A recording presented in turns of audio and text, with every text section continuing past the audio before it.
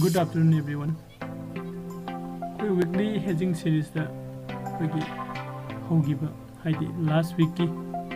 hedging ki report jing minasi. When hedging lower trade to give us the ahan by trade sida minus 1,625 was wiki. Atopa hedging namana trade amana minus 1,028.75 was wiki. I was a loss or give us a Kamino or given a curve among the quite a carry show given a trade market, come among the lucky bicycle, Jim Minnesicum. Okay, in the low rate hedging, weekly, 1 week to in the low river hedging. See the man in a quiggy concepts a carino haricati. The lady of blue line say when a trade low given limit to the lady of market key price today. High river price see the key. Mathakta natraga makhada ko thana khone rian sama leide haiba rian sigi manung sida ko edi sigi one green line upper and the lower one green line ani sigi marak the market ne leide ma khagi loss ogida bani aduga sidagi market sina hat na pan thura outside the lab adu itadi khagi profit start to one have profit uba hogane aduga sigi green big line si jawra market in the trigger sidagi hangal like a sakrava other the maximum profit or get over Makadasu Makamukumus profit. However, the market in a gisigi lady ran sigi manum to the lady Makagi Asia call loss again heavily. Atopam highly sigi rians sidagi market in a Mapanda Tura Gadi. Highly sigi rians the lady Makagi loss. Aduga sidagi mapandi hek thoraba adudegi profit ogidawni that means sigarians small green line anisa upper green line and lower green line I wish sidagi market in outside the thoraga so igi profit ni hai aduga atopa mana mathak lomda nutrasin makharomda laagasu I did way any day you profit. Market like structure of whom they go uptrend, have downtrend, have sideways. Uptrend the lagas a profit, downtrend the lagas a profit, sideways is a curve that you lost. I have a concept that I get 1 week to training with a machine when a market say sideways set like a labor market ID Mathakana Traga Makada again Rian Samagi Mathakana Traga Makada smoke for price Brigoto of the lamp price I am Matam from Hedging. Then a Hanaki weeks take a mind of Gigada Friday in the mid weekend then say Friday 19 August call. They can end the 19 August Friday 19 August the end of just a low Matunda Friday call Monday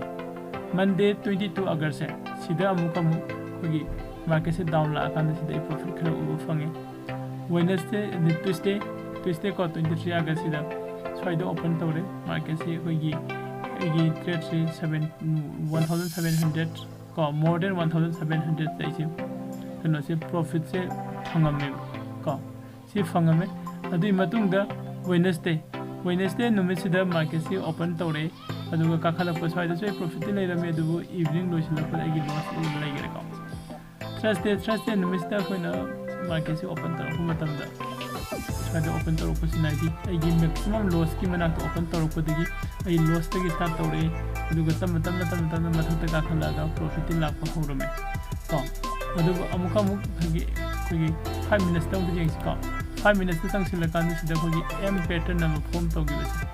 si yenga khanda koina the guy with the front and pattern si laga the si gap se men sila ko yai haina khalaga koina market si exit to put to ko kan da pai asagi loss to 1000 around gi loss se phanga kan da pai market ki exit to ngasi bawa gi leiba gi profit and loss ko gi hedging ya hor ko di ngasi bawa gi profit and loss ki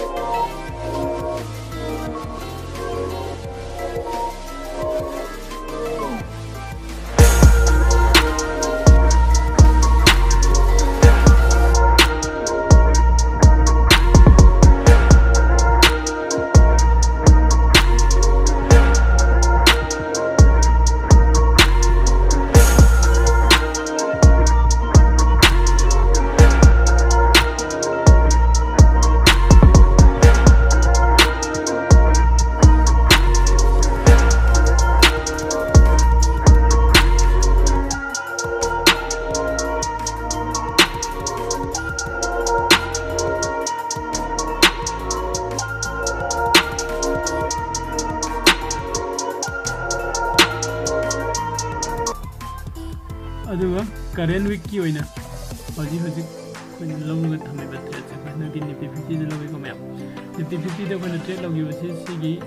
candle massage दे लोगे 26 अगस्त को 26 अगस्त Friday 26 अगस्त Friday दे कोई trade लोग बने दुगा सितंबर 1 दे high बत्रे से कोई इंसिट लोग दुनी सितंबर 1 दे दिन दे प्रॉफिट लाभ दे कोई इंसिट लोगनी दुगा लाभ ट्रेड सितंबर 1 बहु मायने के इंसिट लोग दुगा hari ba trade sigi magi khoi concept ti sai khoi na mamang da higi ba dumang ni concept ka dai na ta da ki blue line se khoi lo bune duga ai profit ai loss oi be du zone sigi one green line at the upper and the lower hari ba sigi line ani sigi mara sila market ni lai re ga ti so it's very dynamic power abi first September ba ga sigi market mani sida